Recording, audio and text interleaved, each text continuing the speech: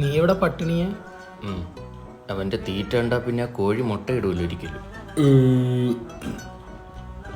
അച്ഛൻ കഴിക്കുന്നില്ലേ? അച്ഛൻ പച്ചവെള്ളം കുടിച്ചോളാം മോനെ. മോൻ എന്ത് ചെയ്യുന്നു? വർക്കൗട്ട് ചെയ്യുന്നു. അല്ലാതെ ഇന്ന് ബൈസൺ അടിച്ചു. ബൈസണായിട്ട് എന്താ പ്രശ്നം? മാമാത ഈ കുഴക്കട്ടണ്ട, ഇതുകൊണ്ട് ബൈസ്. എന്റെ പൈസക്ക് ആ പൈസക്ക്.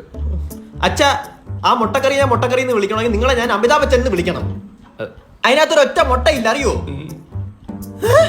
എന്തോ മുട്ട സമ്മേളനോ വിഴുങ്ങുന്നു.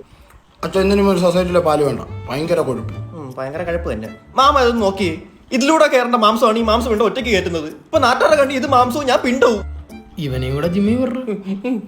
ഈ കാട്ടുപോത്തിന് തന്നെ മാസം 25,000. ഇനി കടാവിനെയും കൂടെ വിട്ടാൽ ലോൺ എടുക്കേണ്ടി വരും. അച്ഛൻ ട്രെയിനർ പറഞ്ഞ് 10,000 രൂപ കൊടുക്കുവാണെങ്കിൽ ഒരു പ്രോട്ടീൻ പൊടി വരാമെന്ന്. 10,000 രൂപയുടെ പ്രോട്ടീൻ പൊടി എന്നിട്ട് ഇയാൾ ഹൾക്കായിട്ട് അഭിനയിക്കാൻ പോന്നാ? ഒരു ജിമ്മിൽ ആശാ മതി ഒരു കുടുംബത്തിലെ സ്വത്തൊക്കെ നശിപ്പിക്കാൻ.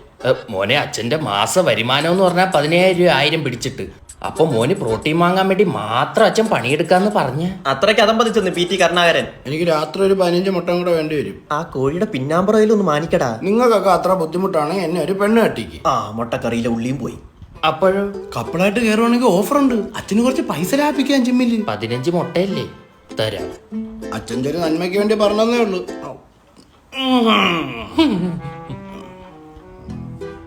ഒരു കുടുംബം വലിഞ്ഞു മുറുകിയ ഒച്ചയാ കേട്ടത്.